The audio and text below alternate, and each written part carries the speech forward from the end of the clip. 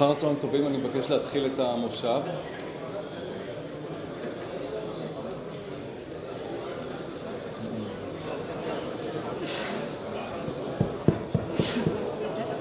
אני מבקש להתחיל את המושב.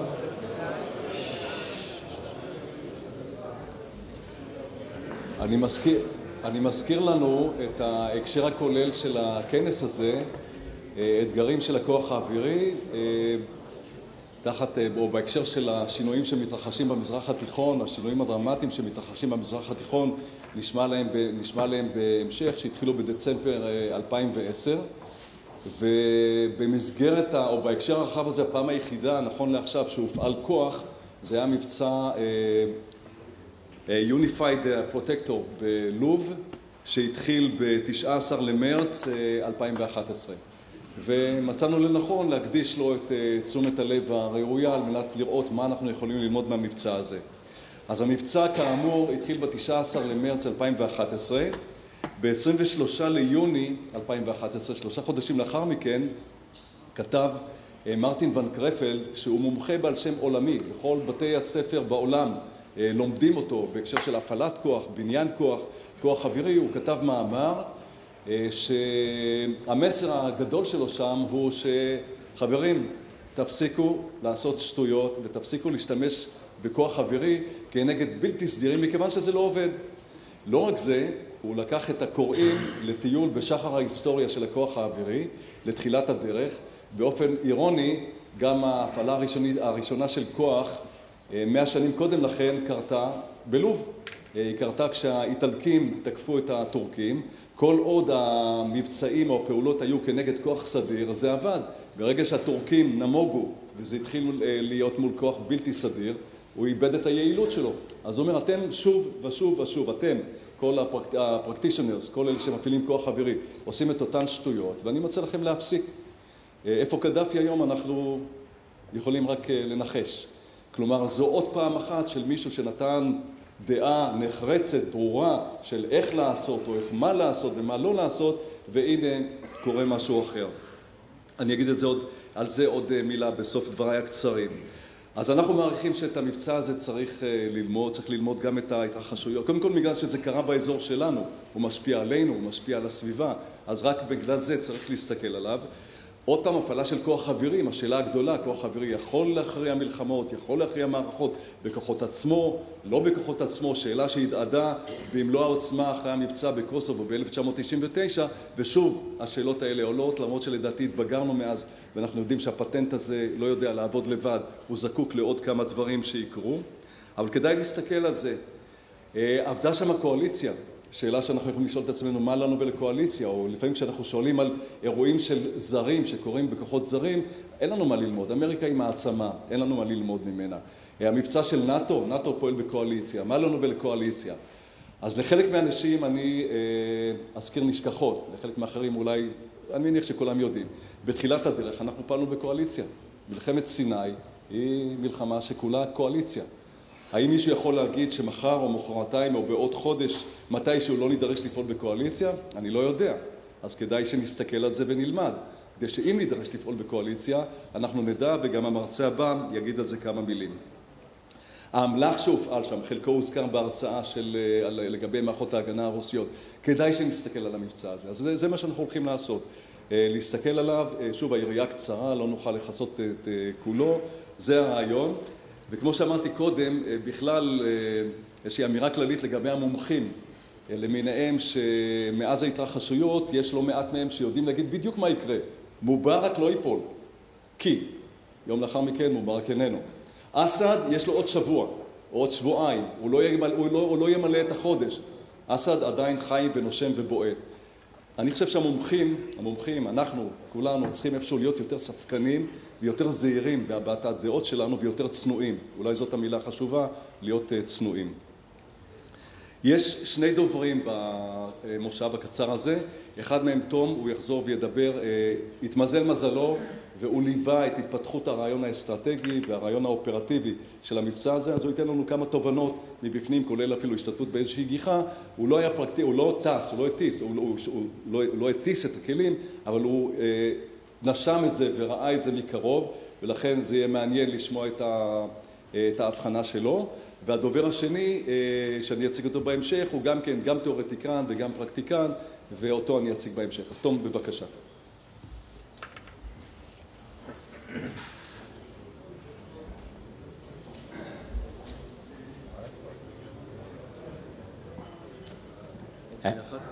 יש מישהו שעושה שימוש בתרגום מאנגלית לעברית? מישהו בקהל? יש מישהו? אוקיי. Ephraim, thanks very much. Good afternoon again, ladies and gentlemen. My task, as well as giving you a briefing on the lessons learned from Unified Protector, is to try and keep you awake after our very handsome lunch, which I will endeavour to do with the best of my ability. To start off, I'd like to set the scene a little bit and talk just a little bit about what Ephraim referred to just now. I was very lucky and very privileged to be able to observe the operations in Libya on 3 distinct occasions, 2 E-3 AWACS sorties courtesy of the French Air Force, and a 3rd sortie on a C-135 tanker, actually on the night that Tripoli fell. And what I'm going to try and do today is draw a few lessons and a few of the observations that I have from that operation and what they tell us both about NATO and also about the status of air war and air power in general in the Western Hemisphere at present. So just to give you some context, that shortly after 0330 hours on the 14th of April last year, in fact, the pre-dawn silence of the tiny French village of Avourde, which is in the centre of the country, was momentarily disturbed as a French Air Force Boeing E-3F lifted itself off runway 24 en route to the Mediterranean. Any residents who did hear the whine of this aircraft's engines were probably so used to the sound of these lumbering jets that they may have spared little thought as to the aircraft's mission that fresh spring morning. For this E-3 was on its way to relieve a similar plane from NATO, which had been on station for the previous 5 hours, directing the air component of the Alliance's Operation Unified Protector over Libya. Almost 7 months following the end of NATO's Libya Air and Sea campaign, the organisation is now digesting the lessons learned from the conflict. Some of the most important lessons concern the air war's command and control and intelligence, surveillance and reconnaissance provision. I'd like to quote from General Norton A. Schwartz, who, as you know, is the Chief of Staff of the US Air Force, and he said, and I quote, "Perhaps the most significant lessons learned is how important command and control is to the effective application of the air instruments." Now, all of you in this room will be aware of the Libya operation. Like millions of other people around the world, we watched the operation with intense interest on our television screens. We were treated to the 24-hour news coverage of what was happening. But nevertheless, I'd like to just take a quick canter through the context of the operation, how it was commanded. We've seen a little bit there about the aims, what the operation was attempting to achieve. Obviously, upholding Resolution 1973, this was the key document that underpinned the air campaign. And this quotation here, all necessary measures, this, in effect, authorised the military action. At the same point, it prevented the deployment of ground troops. And later on, this particular quote was to become the focus of some very, very spirited debate within NATO about how this is interpreted and implemented. On the 19th of March, the military action commenced, and one of the interesting things about that was that this was an international operation from the word go. The US were incredibly important with what they brought to the operation, but we had the French, we had the Brits, we had other coalition partners jump straight in, and this was to be the pattern for the next 7 months of strikes. Initially, as you all know, it was Operation Odyssey Dawn. It was under US command, under Africa Command. That was the command in charge of the op. NATO assumed command in a very piecemeal fashion. 23rd of March, it took on control of the arms embargo. 25th of March, no-fly zones. 27th of March, agreed to the full-scale implementation of 1973. 31st of March, formally declared in charge of the operation. Why the time lag? Well, the time lag, from what I understand, was because of these internal discussions in NATO. The US was very keen to hand over very early on, but the question was, who was it going to hand over to? NATO wanted to command the operation. Even countries within NATO were very reticent. France was one country that expressed misgivings. One of the arguments that was made by French diplomats at the time is, in terms of the Muslim world, NATO already has a blotted copybook, if you like, from its commanding role in Afghanistan. If NATO then takes on the role in Libya, is it going to be accused yet again of mounting a third, a fourth front in what was perceived in some quarters as a wider war against Islam?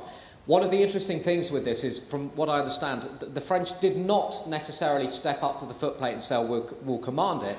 They just merely were reticent about NATO commanding it. There was some criticism of NATO quite early on. We see here the quote from the Swedish officer, from the RAF officer below. The Swedes did have some problems slotting in. They're not a NATO country, as we all know. They're a partnership for peace nation. But they did have some problems slotting in and getting involved in the air campaign. Rick Adams' quote down there, I think, is very, very interesting. Really echoes some things we've talked about earlier this morning, that we've been in the asymmetric mindset for a long time. Suddenly we have the kind of air war, in fact, that NATO is supposed to be excellent at, with its experience in Bosnia and Kosovo. One response that was made from the United Kingdom Ministry of Defence is command and control can be complex. NATO is a coalition of democratic nations. There will always be an element of debate. CONOPS of the operation, really, General Huber's quote, I think, sums it up, what the intention was. This was then carried on into the Unified Protector concept of operations. It was effectively the same CONOPS all the way through. We've got an idea there of how the command was orientated from the political level. The North Atlantic Council, NATO's governing political organisation, right down to the Combined Forces Air Component Commander, and also their opposite number on the maritime side of things. The Calc 5 in Poggio Renatico in northern Italy was really the nerve centre of where the air tasking order was drafted and distributed on a daily basis. The AWACS was essential to the tactical implementation of that ATO. The AWACS also, in its traditional function as an air command and control platform, worked with ground surveillance a lot. The night I flew, I saw that ground surveillance was incredibly important, with the synthetic aperture radar platforms really helping to identify those Libyan armed forces targets and take them out. One thing I would say was, one observation I had was that at one point, situation in Braga was very complicated. This information was relayed back to the CAOC. The CAOC then signed off ground attack aircraft to go downtown, start hitting those Libyan armed forces targets. And I can tell you that process took minutes. If you wanted an illustration of the shortening of the sensor to shooter gap, I think for me that was a classic illustration. We've got a picture there of the E3 operations on board a French AWACS Air Force. Just to draw your attention there to the, you can see the printout on the extreme right-hand side of the picture. That's just part of the ATO. The document that I was seeing on both times was probably around 2 inches thick. So we have an idea there of the complexity of the operation.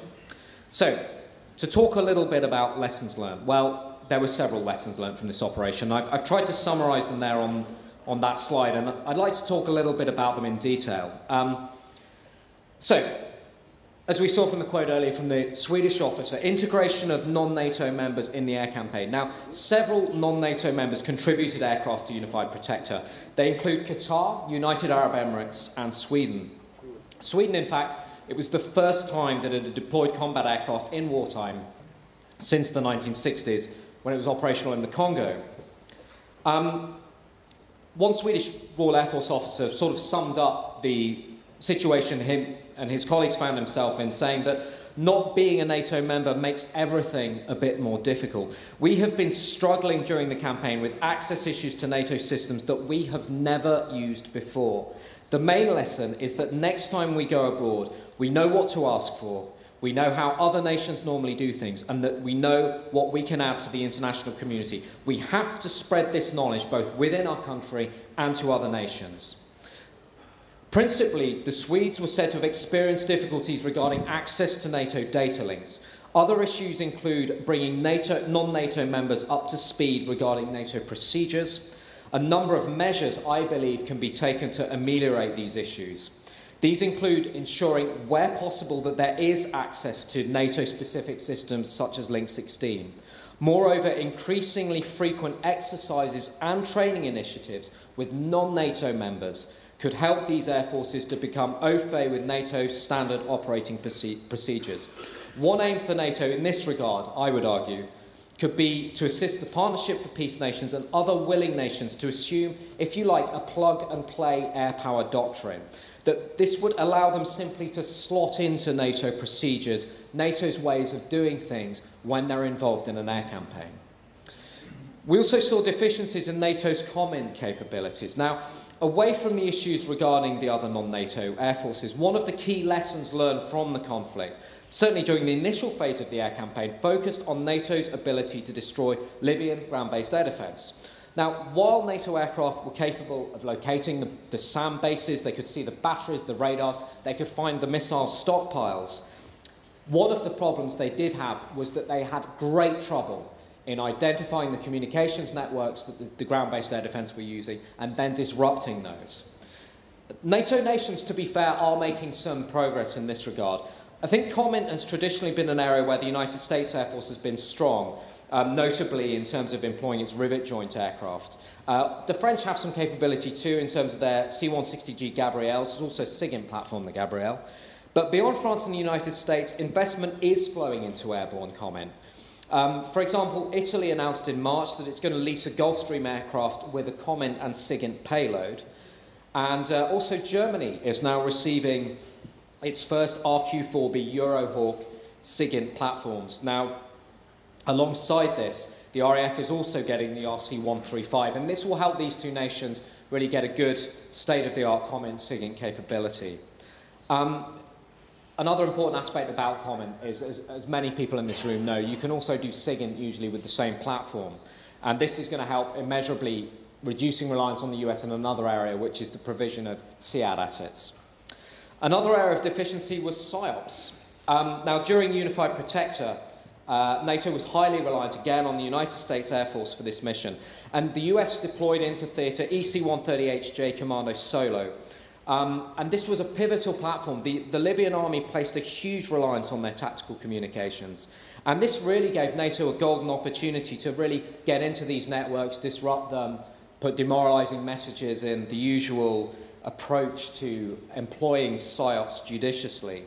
I'd just like to quote you actually from one broadcast that I was privileged to hear, which was an English message from an EC-130 telling Libyan, I was on the Libyan tactical net, quotes, "Safeguard your people by moving away from any land, sea, air, military equipment." It continued to warn any troops staying by such equipment will be targeted by NATO. However, we're seeing the investment in NATO in comment and SIGINT. We're not seeing the NATO investment in PSYOPs. As an alliance, we are still reliant on the US Air Force to provide airborne PSYOPs. And in my opinion, that situation needs to change. Some of the speakers this morning talked a little bit about the strategic environment we find ourselves in now. Facebook being important, blogging, the internet, we're all very familiar with it. But those are the kind of things that are pivotal and that PSYOPs really has something to offer. And I don't think NATO can really afford to be without the airborne capability. Another area that we can talk about is airborne early warning. Now, the problem with AEW is that the usual suspects stepped up to the mantle with this. So effectively, NATO, the US, the UK and France all brought their E3s to the party. Again, NATO, to be fair, is making some strides. Greece and Turkey are acquiring the 135 Iriai, the Embraer platform. Turkey's getting the Boeing 737-700 AEW and C platform. The Italians have been also looking at purchasing an AWACS. They've not, to my knowledge, made a formal acquisition yet, but it is something that they would like to acquire. Allied to AEW provision, ground surveillance, an incredibly important capability. Now again, NATO is still reliant on a few members. During the campaign, the alliance was effectively reliant on the US Air Force for E-8C J-STARS coverage, also RQ-4B Global Hawk coverage. The RAF came in with the Raytheon Sentinel, also equipped with the synthetic aperture radar. Just as one individual observation, one of the problems I noticed with the Sentinel in theatre, an incredibly capable aircraft, very impressive aircraft. Despite being such an impressive aircraft, the UK Ministry of Defence has still decided to sell it at the end of the Afghan operations. This is despite RAF colleagues of mine saying, we cannot do without this platform. Now, again, NATO is making some strides, to be fair, the Alliance Ground Surveillance System being a very significant one. This has seen the acquisition of 5 Global Hawks. These will have a synthetic aperture radar. They're going to cost €1 billion to purchase. They'll be around €2 billion to operate through their lifetime. But crucially, they will give NATO a flying ground surveillance capability that is available to all 28 nations. Allied to this is the provision of imagery intelligence. Now, again, what did we see in theatre? Well, the US arrived with the U-2S. The US Navy also deployed UAVs, notably the MQ-8 Fire Scouts. And just a quote also from one NATO official I spoke to, he said, quote, "The Secretary General has made it public that while our European and Canadian allies have acquitted themselves very well, they need to acquire those ISR capabilities that the US continues to bring to the table with increasing effect." Now, while this reliance was apparent during the conflict, again, there is some change. Of particular interest, for example, the French Air Force brought the Reco NG IMINT pod into theatre, very capable system, real-time video and still photo reconnaissance. The RAF performed a similar feat with their Goodrich Raptor pods, and this was crucial in allowing the real-time transmission of IMINT back to the NATO KOC-5. The Italian Air Force also brought their MQ-9 Predator Bs into theatre, doing a similar feat. And again, we hear it repeated time and again, but I think it's important to underline this, that I think the difference in Libya was made because targets were seen rapidly, they were targeted rapidly, Gaddafi's room for manoeuvre was progressively degraded as the conflict wore on. And I would argue personally that was only really possible with these very advanced ground surveillance systems. NATO was able to move from being reactive to proactive in a very short time. And I think that's a very important lesson that the alliance needs to take away in future campaigns. There is another interesting aspect. This is away from the technology we've talked about. This really is a personnel issue in it, but it's a vital one. Because one of the things that has been observed is that NATO really suffered from a dearth of targeting experts very early on in the conflict. And effectively, to quote another senior NATO official, he argued that the alliance did not have all the necessary expertise. We didn't have the targeteers, in particular the intelligence analysts. They were also needed because we weren't studying Libya until early this year. Now, again, to be fair to the alliance, crises happen very quickly. They're very, very hard to predict. It takes time sometimes to turn an organisation round, to look at what's happening and then to react to it. But it is a vital consideration. Now, what happened was NATO was having to go cap in hand to the contributing nations and saying, well, we need targeters, we need targeting experts, we need intelligence analysts, what can you provide? To be fair to the participating nations, they were providing what they could provide. But at the same time, we can't forget there's also a major operation going on in Afghanistan. European nations, the United States, Canada, have other commitments around the world. It's not simply easy to take people from one billet, slot them straight into another, and expect everything to be fine. I would argue that perhaps one solution to this is for NATO to think about maybe training its own cadre of targeting experts, of intelligence analysts, and having them ready to fix their gaze, to fix their attention on a crisis. The moment there's an inkling that something may be afoot, that intervention may be required. But that is really a decision for NATO, and that is being explored in the lessons learned exercise as we speak.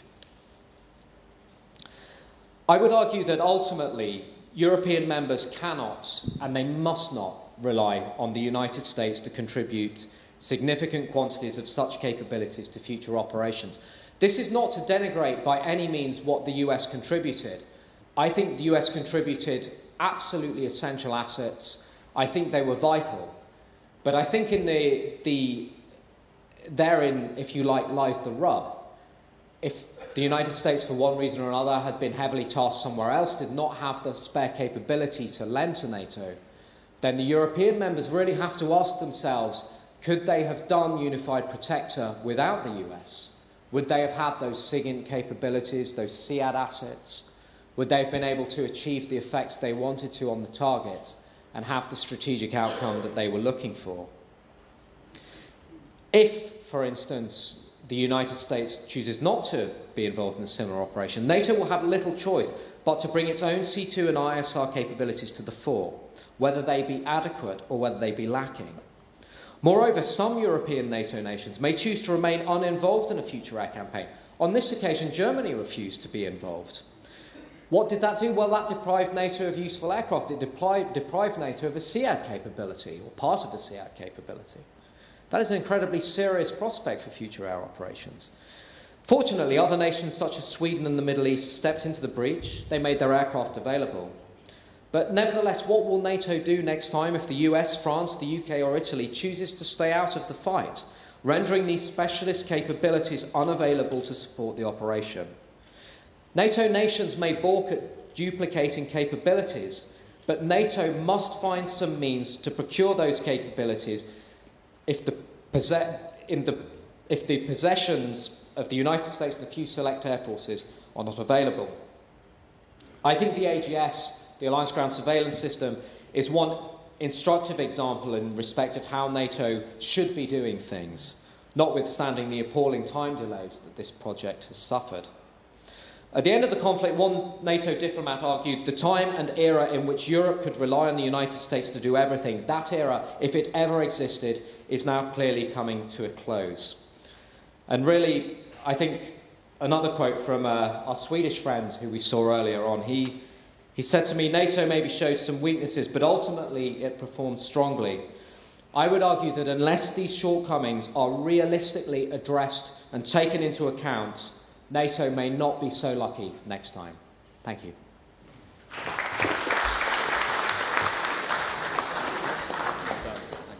יש זמן לשאלה אחת אם מישהו רוצה לשאול את תום? אוקיי, thank you very much. אני חושב שאנחנו יכולים טיפה להרחיב על רקע ההרצאה של תום.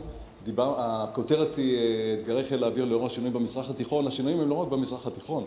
השינויים הם בעולם, בסביבה הקרובה, בסביבה הרחוקה. ידלין דיבר על הקשר ההדוק שאנחנו צריכים לשמור על המעצמה, ארצות הברית. תום הוסיף עוד איזשהו מימד על הקשר בין נאטו לבין ארצות הברית. איפשהו אנחנו צריכים לפתוח את העונה ולהבין היטב את המגמות שמתרחשות אל מול עינינו. המרצה הבא שיעסוק בנושא הוא פרופסור רוב אורן.